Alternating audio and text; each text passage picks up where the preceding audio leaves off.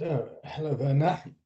It's a personal message for you, just so that people know that you're the, oh, excuse my throat, that you're the chairman of Medvest Capital. And I wanted to respond to your excellent article in LinkedIn. And I also want to be transparent that I made use of AI in responding to it. And my skill with technology and what I'm trying to achieve is to address some of the systemic problems that your article was talking about, and to also demonstrate what is possible with AI and what we can do, particularly in the mental health uh, area, the area of mental health and clinical care, and the systemic problem that we have globally with mental health, and how we could possibly address that and make some money and also do some good in the world, and to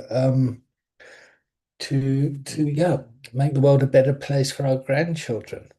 So let me start off by saying the structure of the Section 18A Public Benefit Organisation in South Africa is a registered PBO. It has Section 18A certificate status, which basically means that corporates can make tax deductible donations to this entity.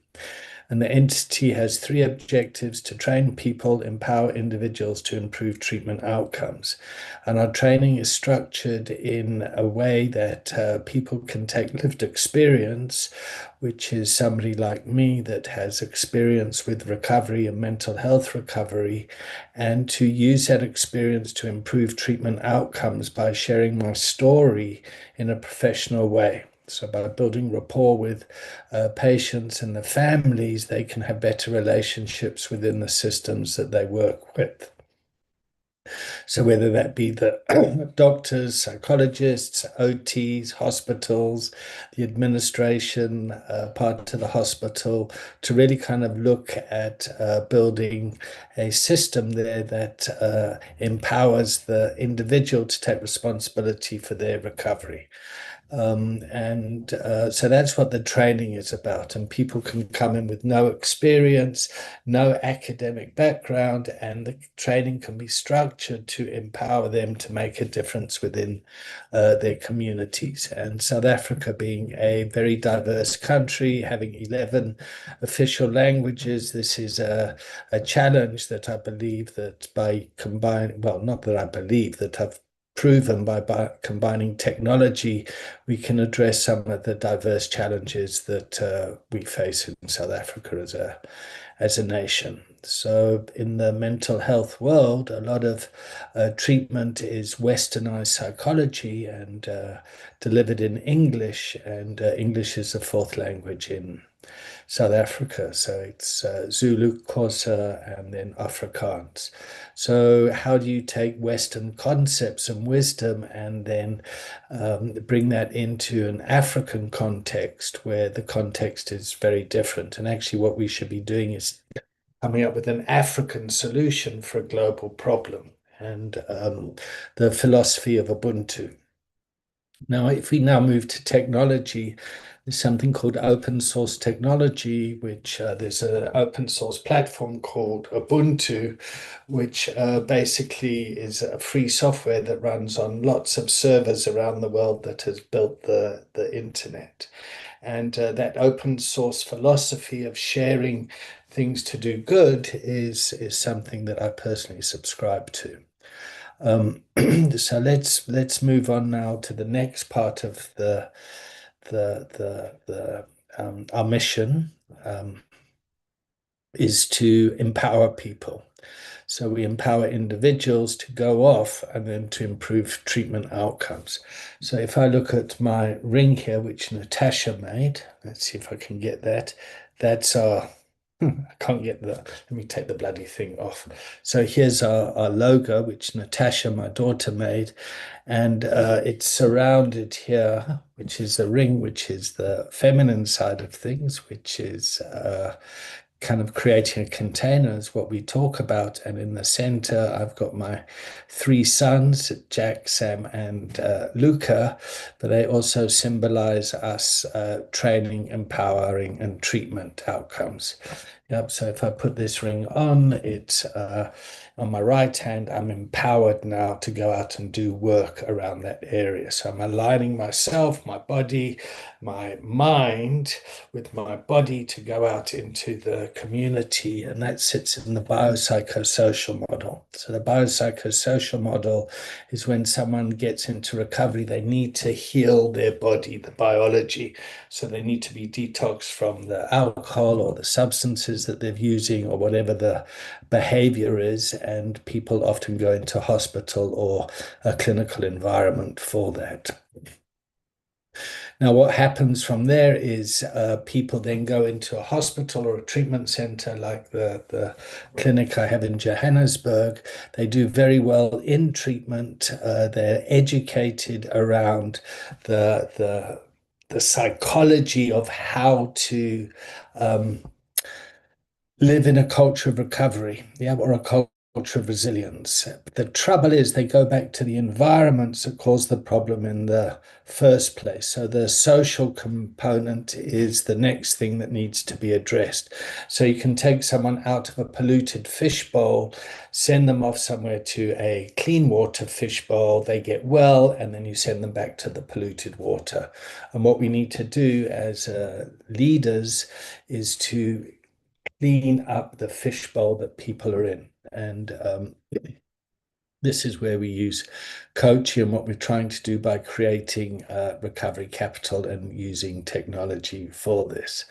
Now, personally, my learning style is I'm dyslexic, and I struggle with the traditional academic learning environments. And really, what I like to do is take technology to I'm going to say take my wisdom, because I do know what I'm talking about, and package it in a way that is palatable to the people that have created the systems around us that have driven up the cost of care, but actually haven't benefited the doctors. And excuse me for this. This is also just ad lib, but this is me just talking off the top of my head to try and address some of these problems.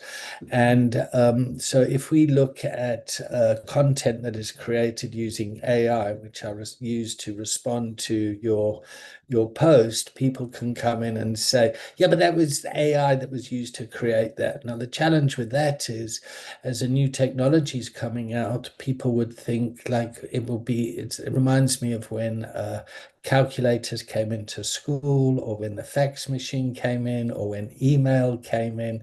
Each time there's a technology change, there's a real sense of anxiety, and people want to criticize it. Whereas I really want to embrace it and can really see the benefits of that. So hopefully you've got a good understanding now of well, you'll understand the South African medical environment. You understand that very well. That's why you're the chairman, and the complexities of the African environment. However, what we can do is we can now build on that, and we can expand as an organization. So we have the London Recovery Campus, which is where I'm talking from now, here in sunny London, up in the UK. And the UK works with the National Health System, and they've got a very similar problem over here, where all the citizens have been impacted by mental health, and it's caused a great strain on the National Health System, which is made up of lots and lots of trusts, and they have a huge bureaucracy that creates a lot of challenge and stress. So, for example, a doctor is under stress to have a patient be seen and treated within a 15-minute window here. And so that doesn't give time for the patient to build rapport with the doctor. And building rapport is one of the most important things that enables somebody's behavioral change. So, for example, lots of doctors can see people, but if they don't build up relationship and the doctor prescribes, the patients often don't fill out the prescriptions or take the pills as prescribed or whatever. So there's a psychological relationship between the doctor and the patient where a coach can come in and understand that and help go and coach within the system. So over here, using lived experience, professional lived experience, where you'll take somebody that's had opiate substitute treatment, which is a replacement for heroin, which is an opiate. You can get better treatment outcomes because the patient gets stabilized in a harm reduction process there, and while they're then stable, they can be given the cognitive and social skills and the financial skills to be empowered to go and make the changes that they want, and then they can go and hopefully go out and become productive members of society.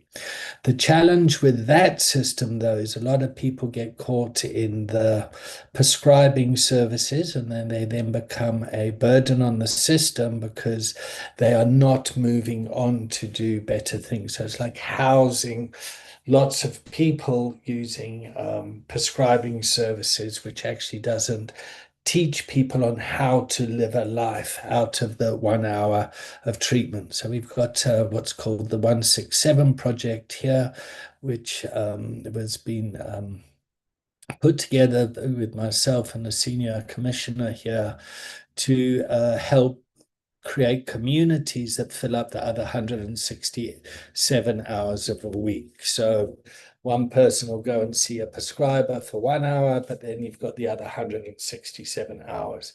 So our job is to train people in the community with lived experience to go out there and to create the recovery capital that people within these communities can go and start to live fulfilling lives. So whatever that looks like.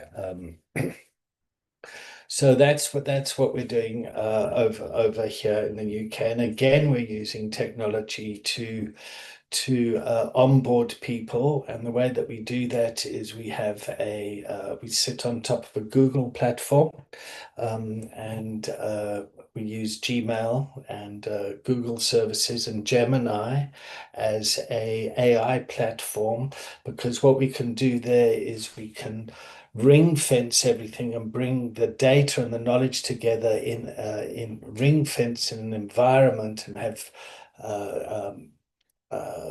boundaries in place that the AI only references our knowledge base, our wisdom and our knowledge. So that stops things like hallucinations and AI giving you the information that you want to hear. So there's real clinical robustness in that, and we sit on Google as well, because it's got all sorts of HIPAA compliance and GDPR compliance, which basically means if you build on this platform, it's in line with European regulators, UK regulators, and US regulators, which is a real first world challenge, because in South Africa and third world, we don't really have the luxury of complying to regulations of the first world, because we haven't got the resources for that. So the third world needs to come up with systems that meet the regulation requirements, and the regulation requirements need to come down to meet the local context without losing treatment and what's the word I'm looking for? Professionalism, quality of care. And then again, that's a challenge. So things like working with the Health Professionals Council, the Board of Healthcare Funders, things like that, meeting those bureaucratic requirements is again a pain in the ass. Because people that are very enthusiastic, like myself, just want to go out and do the job, and they don't necessarily understand the complexities that are living in the background. So that's the UK environment, and what we need to do is get people to understand that this coaching approach with technology is a different skill set to live alongside statutory services like the NHS and the criminal justice system to improve the treatment outcomes and the rehabilitation outcome, restitution. What's the word I'm looking um, for integrating people that are in the criminal justice system so they can come out into the outside world and to break away that revolving door syndrome. Yep. And the way that medical aids in South Africa do it is, you'll know this, is each year your medical aid gets renewed and you're allowed one stint in rehab or treatment. Yeah. So come January, the clinics usually fill up because there's a whole lot of people that's medical aids are filled up. They go off to treatment, they do their program, whatever, and then they go back to the environment, and then we wait till the next year. And that's the revolving door syndrome. And a lot of people can capitalize off of that. But ethically, now we've got an ethical challenge because you don't actually want patients to come back to treatment. Yep, you actually want people to get well, to go out into the world and to become contributors to the economy. So again, this is a challenge. And again, I feel that AI and technology can help with that. Now, the third thing I want to talk about is really where we're building the commercial side of things, and that is in the Netherlands with Maoni Health. Now, Maoni Health is a registered company, medical company in the Netherlands, and is bound by European and Dutch law. And the Dutch have really got this got this. They really thought long and hard about this and very innovative around it. So treatment is capped. So it's not like the US or the UK where private clinics can charge what they want. There's government kind of regulation in the Dutch that limit institutions on two things. One, the cost of treatment, and two, on the education of individuals. So going to university to study this stuff is capped as well. And I think that's at about 2,600 euros or something. So what we're doing here in the trust is we want to create our training, make it university accredited to our own criteria, where we can cap the fee of treatment, but provide high quality people, professionals, to go out into the workforce to address some of the challenges that your paper highlighted. And you don't want to send any old muhu, any old person out there. You want to send out professional people that actually understand the context. There's clear role clarity, there's clear scope of practice definition, and that people are underpinned by kind of ethical, we need to do the right thing here. And so people need to have an understanding of kind of philosophy and history and that sort of ethics, that sort of stuff. So we need to think about how we can train these sort of things and bring in the African context, which is going to benefit everyone. So I'll use a metaphor that, like, everybody is living on the same farm. Yeah, we all need to benefit from the farm. Yeah, and using a metaphor is a great thinking to get people to buy into working together. So that builds unity, teamwork, things like that. And in a culture of addiction or a culture of adversity, one of the things you've really got to watch out for is splitting of the family, splitting of all the different role players. You want to bring all the role players together into a unified approach that is going to help people. Right. So the commercial side is to build up an entity in the Netherlands. Paula, our CEO, is working very hard at doing that. And my responsibility, my role is CSI and CSR, so corporate social investing and corporate social responsibility, using the UACT PBO as a vehicle in South Africa. And in the UK, we've got a KIC, a community interest company. And how, what that does is that benefits the community as opposed to shareholder value. So it's quite a complex system, and we need people that can understand this, and we need to be able to communicate this in a simple way with transparency and honesty and openness and the real spirit of Ubuntu. We need to get everyone to sit in a circle and to have an indaba, a meeting, and to come together and say, okay, how are we going to sort this cuck out? Um, so that's what I wanted to do, and I really wanted to kind of reach out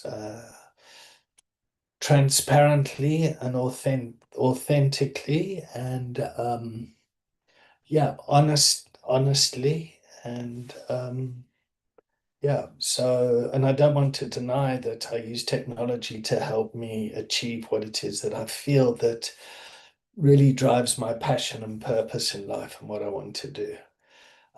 So yeah, so I'm going to post this on our YouTube channel. I'm going to then take the transcript from that and feed it into our Google platform. Yep, and then extrapolate some of the data and some infographics and presentations specifically for you. And I want you to think about how Mauni Tech in the Netherlands, there's a real opportunity there to